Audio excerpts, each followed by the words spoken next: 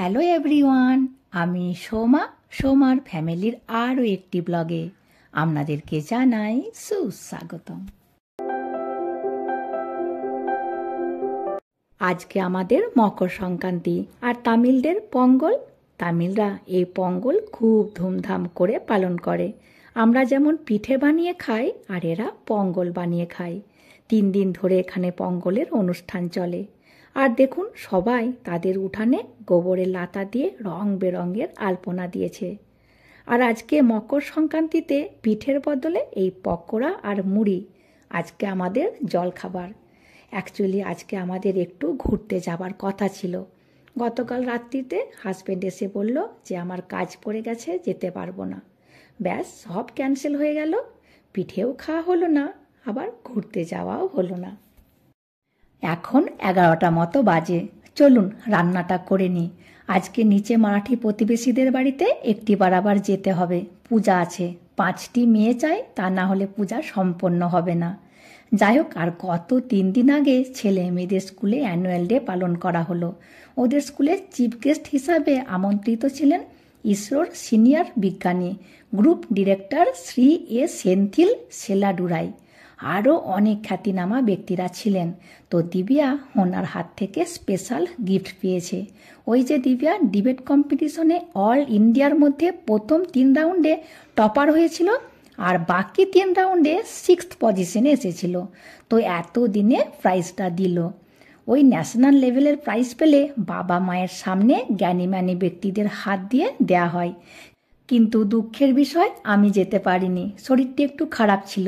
কিন্তু হাজব্যান্ড গিয়েছিল, ওই কিছু ভিডিও করে নিয়ে এসেছে আর ফটো তুলে নিয়ে এসেছে। ওগুলোই আমি আপনাদের সাথে শেয়ার করছি। Outgoing students of the year are Satyanarayana A of class 12E. That's outgoing boy. And the best outgoing girl is Shailani R of class 12B.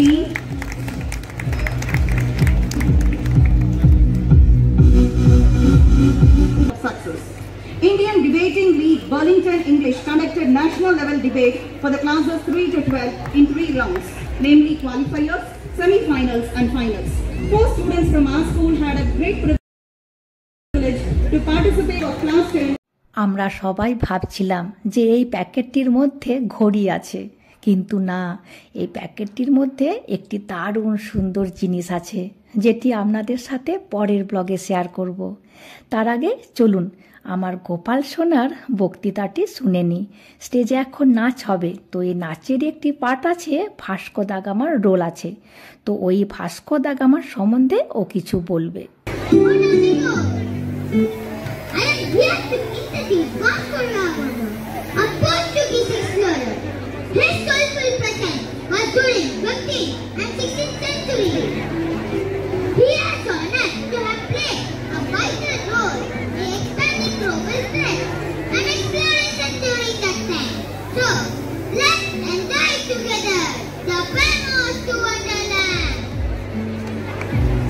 এদিকে কথা বলতে বলতে আলু আর ফুলকপি প্রায় সেদ্ধ হয়ে এসেছে।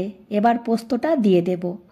আর জানেন, এদের স্কুলে তামিল, তেলেগু, মালায়ালাম, কানাডা, বাঙালি, মারোয়াড়ি আরও অনেক ভাষার ছেলেমেয়েরা পড়ে।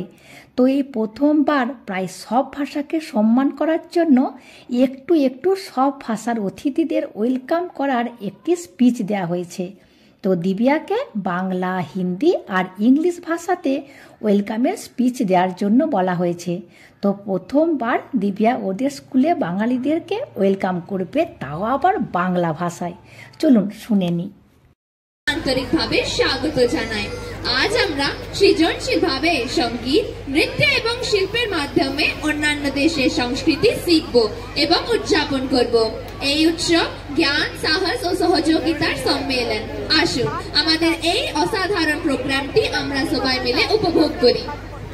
দিব্যা যখন বাংলা ভাষায় কথাগুলি বলছিল আর যারা বাঙালি দর্শক এসেছিলেন তারা নাকি খুব হাততালি দিয়েছিলেন। হাজব্যান্ড এসে আমায় বলছিল, যাই হোক প্রতিবেশীদের বাড়ি যাওয়ার জন্য রেডি হয়ে বেরিয়ে পড়েছি। এদিকে নিচের আন্টিরাও চলে এসেছেন। দিদি,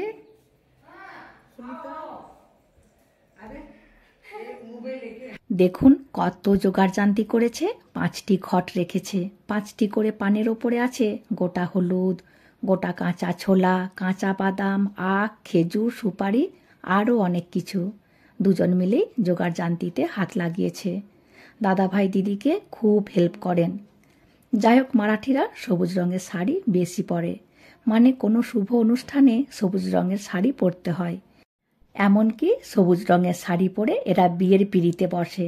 আর আমরা যেমন শাঁখা পলা পরি, আর এরা কাঁচের চুড়ি পরে, তাও আবার সবুজ রঙের। আমাদের যেমন লাল রং শুভ, মারাঠিদের সবুজ রং শুভ। আমি বলছিলাম, কাঁচা ছোলার শুটি কোথায় পেলে? এখানে তো পাওয়া যায় না। তো ওরা নাকি ওদের গ্রাম থেকে নিয়ে এসেছে। ক্রিসমাসের সময় স্কুলগুলি ছুটি ছিল, তখন ওরা মহারাষ্ট্র গিয়েছিল। এই যে দিদি আর দাদা ভাই। এবার এই সবেতেই একটু একটু করে হলুদ আর সিঁদুর ওপর থেকে দিয়ে দেবে। এগুলিও সব আমাদেরকে এক এক করে করতে হবে। আর দেখুন, এটি দিদির রান্নাঘর, অবিকল আমাদের মতো। এই বিল্ডিংয়ে যতগুলি ঘর আছে সবই একই দেখতে।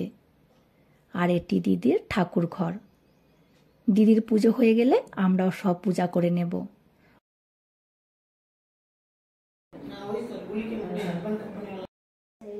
सबके ऊपर लगाना है, ऐसे ऐसे ऐसे दोनों छोड़ना है मटकी के अंदर। हाँ, ऐसे हम लोग इसको मटकी बोलते हैं। ऐसे ऐसे ऐसे ऐसे ऐसे छोड़ते जाओ। दोनों मिक्स भी लिया तो चलता है। अच्छा,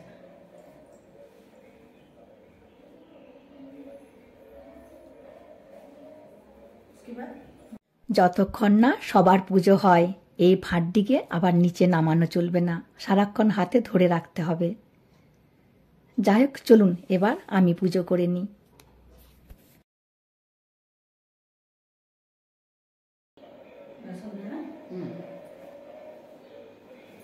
মোটামুটি সবার পুজো হয়ে গেছে। এবার দুজন দুজনকে সিঁদুরের টিপ পরাতে হবে।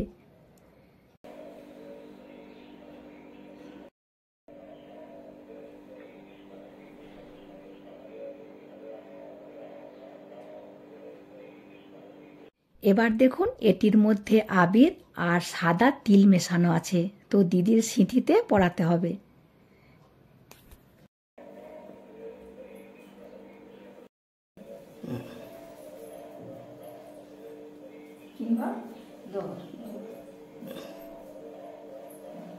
এবার দিদি এই পিঁড়িটিতে আঁচল পেতে বসবে। তো আমি একটি সেট পানের ওপরে যত কিছু আছে সবগুলি একসাথে খুব সাবধানে নিয়ে আসবো, আর 5 জন মিলে একসাথে ছুঁয়ে দিদির আঁচলে রাখবো।